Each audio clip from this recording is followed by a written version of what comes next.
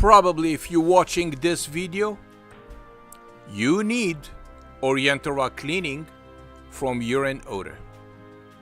Let me show you how I clean Oriental rug without the risk of color run, fuzziness, or hair loss. I clean Oriental rug without touching the rug in the wet cleaning process. This cleaning process invented by me.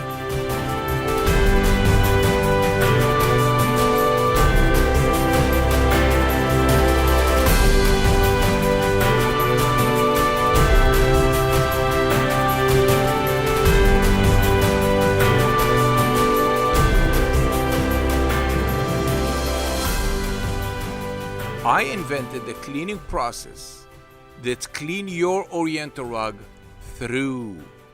The same way how the pee-pee travel from the top of the rug to the bottom of the rug, through your rug, I clean it through.